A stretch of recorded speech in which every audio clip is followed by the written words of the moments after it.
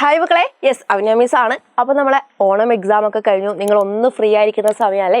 അപ്പോൾ മിസ് പറയട്ടെടാ, നമ്മൾ നെക്സ്റ്റ് ഒരു എക്സാമിന് വേണ്ടി പ്രിപ്പയർ ചെയ്യേണ്ട ടൈമൊക്കെ ആയിട്ടുണ്ട് അല്ലേ. അപ്പോൾ ഏതാ നെക്സ്റ്റ് എക്സാം ഏതാ? യെസ്, നിങ്ങളെ ഹാഫ് ഇയർലി എക്സാം അല്ലെങ്കിൽ ക്രിസ്മസ് എക്സാം ആണ് നെക്സ്റ്റ് വരാൻ പോകുന്ന എക്സാം അല്ലേ. ഈ ഒരു എക്സാമിന് നിങ്ങൾക്ക് വളരെ കുറേ കാര്യങ്ങളൊക്കെ മാറിയിട്ടുണ്ടായിരുന്നു. അതൊക്കെ നിങ്ങൾക്ക് കുറച്ച് ബുദ്ധിമുട്ടായി തോന്നിയിട്ടുമുണ്ട് അല്ലേ. അതായത് പാറ്റേൺ മാറിയതായിരുന്നു അല്ലേ. പാറ്റേൺ തന്നെ നിങ്ങൾക്ക് ആ ഒരു ക്വസ്റ്റ്യൻ കണ്ടപ്പം തന്നെ മൊത്തം ഡൗട്ടായി.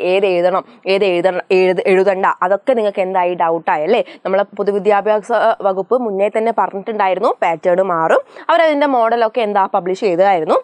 നിങ്ങൾക്ക് മുന്നേ അറിയായിരുന്നു പാറ്റേൺ മാറും, എക്സാം ടഫാവും ഒക്കെ അറിയായിരുന്നു. എന്നാൽ നമ്മൾ ഫസ്റ്റ് അത് കണ്ടു പിന്നെ നമ്മൾ എക്സാം എഴുതാൻ പോയി. കുറച്ചൊന്നും നമുക്ക് ബുദ്ധിമുട്ടായി. ഇനി പേടിക്കണ്ട, ഇനി നമുക്ക് ഒരു 2-3 മാസങ്ങളൊക്കെ നമ്മളെ മുന്നിലുണ്ട് അല്ലേ, ഒരു ഡിസംബറിലുള്ള എക്സാം വരാൻ വേണ്ടിയിട്ട്. അപ്പോൾ നിങ്ങൾക്ക് മിസ് ഒരു കാര്യം പറഞ്ഞുതരാം. ഇനി ഒരു എക്സാമും മാറാൻ പോകുന്നില്ല. ഇനി ഈ ഒരു ക്രിസ്മസ് എക്സാമിന് ഒരു പാറ്റേണും മാറാൻ പോകുന്നില്ല. പാറ്റേൺ മാറ്റമില്ല. ഒന്നിൽ തന്നെ ഒരു എക്സാമിലും ഒരു മാറ്റങ്ങളും ഇനി വരാൻ പോകുന്നില്ല. ഓക്കെ, ഇപ്പോൾ ഓണം എക്സാം എങ്ങനെയാണോ നടന്നത്, പാറ്റേൺ മാറിയിട്ട് നടന്നിട്ടുണ്ട്, അതേ പാറ്റേൺ തന്നെ. പിന്നെ അതുപോലെ തന്നെ 30% താഴെയുള്ള മക്കൾ എന്ത് ചെയ്യണം, 2 വീക്ക് പിന്നെയും പഠിക്കേണ്ടതായിട്ടുണ്ടല്ലേ. അങ്ങനെ തന്നെ അതേ റൂളും. ഓക്കെ, ഇത് രണ്ടും മാത്രമല്ലാതെ വേറൊരു മാറ്റങ്ങളും ഇനിയുള്ള എക്സാമിൽ വരാൻ പോകുന്നില്ല. ഇനി ഡിസംബർ എക്സാമിന് വരില്ല. അപ്പോൾ നിങ്ങളിവിടെ ശ്രദ്ധിക്കേണ്ട കാര്യം, ഇനി നിങ്ങൾക്കറിയാം ഇത് ഫിക്സഡ് ആണ്. അപ്പോൾ ഈ ഒരു പാറ്റേൺ വെച്ചിട്ടും ഈ ഒരു 30% താഴെ കുറയാൻ പാടില്ല അല്ലേ. ഭയങ്കര മോശം കാര്യമാണ് അല്ലേ. അപ്പോൾ നിങ്ങൾ എന്ത് ചെയ്യാൻ പാടില്ല, എല്ലാവരും പഠിക്കുമ്പം നിങ്ങൾ മാത്രം സൈഡിൽ മാറിയിരുന്ന് എന്ത് ചെയ്യാൻ പാടില്ല, പിന്നെ എക്സാമിനെ എഴുതിക്കൊണ്ടിരിക്കാൻ പാടില്ല.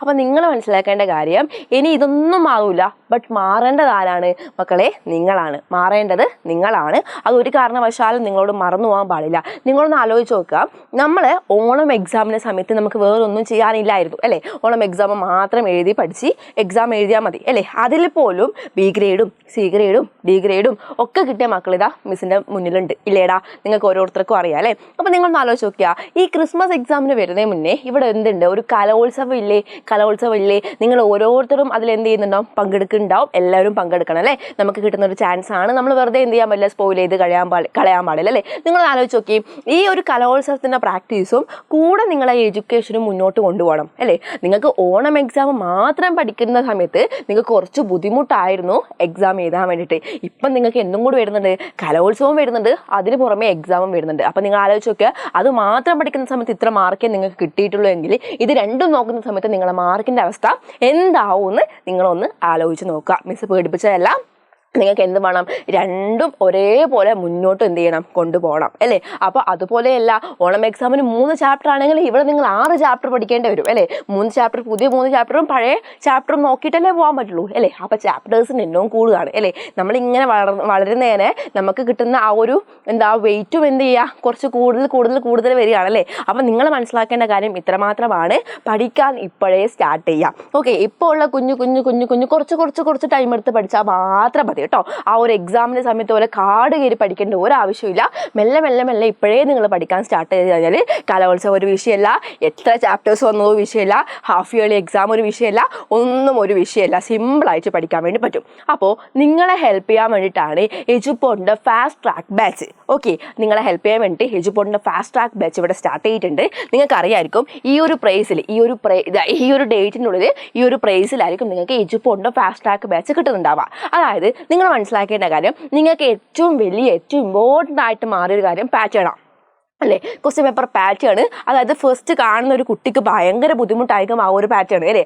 ആ ഒരു പാറ്റേൺ വെച്ചുകൊണ്ട് ഓരോരോ ചാപ്റ്റർ കഴിയുമ്പോഴും ആ പാറ്റേണിൽ നമ്മൾ എന്ത് ചെയ്യുന്നുണ്ട്, ഇവിടെ എക്സാംസ് നടത്തുന്നുണ്ട്. നോർമലി എജുപോഡിൻ്റെ ബാച്ചിലുള്ള മക്കൾക്ക് അറിയാം, ഇവിടെ MCQ ടൈപ്പ് എക്സാംസ് എല്ലാ യൂണിറ്റ് കഴിഞ്ഞ് കഴിഞ്ഞാലും കൊടുക്കാറുണ്ട്. ഇപ്പം അതിന് പുറമെ നിങ്ങൾക്ക് ഒരു എക്സാമും കൂടി ഈ ഒരു ബാച്ചിൽ ഉണ്ടാകും. അതായത് നമ്മളെ നോർമലി അല്ലെ പബ്ലിക് ആയിട്ടുള്ള എക്സാമിൻ്റെ പാറ്റേണിൽ തന്നെ ഇവിടെയും എക്സാം നടക്കുന്നുണ്ട്. അങ്ങനെ ഒരു ചാപ്റ്ററിന് 2 വീതം എക്സാമാണ് ഇപ്പം നമ്മളെ ഫാസ്റ്റ് ട്രാക്ക് ബാച്ചിലുള്ള കുട്ടികൾക്ക് നടക്കുന്നത്. ഓക്കെ, അപ്പോൾ നിങ്ങൾ മനസ്സിലാക്കേണ്ട കാര്യം ഇത്രമാത്രമാണ്. നിങ്ങൾക്ക് ഇനി കുറച്ച് ദിവസമേ ഉള്ളൂ. സെപ്റ്റംബർ 25-നുള്ളിൽ ഈ ഒരു ഓഫർ ക്ലോസ് ചെയ്യുന്നതാണ്. നിങ്ങളിപ്പം പേയ്മെൻറ്റ് ഒന്നും ചെയ്യേണ്ട മക്കളെ. നിങ്ങൾ പേയ്മെൻറ്റ് ഒന്നും ഇപ്പോൾ ചെയ്യേണ്ട, ജസ്റ്റ് താഴെ കാണുന്ന ഫോം ഒന്ന് ക്ലിക്ക് ചെയ്യുക. അതെന്ത് ചെയ്യുക, അതിൽ നിങ്ങളുടെ പേരും കാര്യങ്ങളൊക്കെ കൊടുക്കുക. അല്ലാന്നുണ്ടെങ്കിൽ ഈ ഒരു നമ്പറിൽ നിങ്ങൾ എന്ത് ചെയ്താൽ മതി, കോൺടാക്ട് ചെയ്താൽ മതി കേട്ടോ.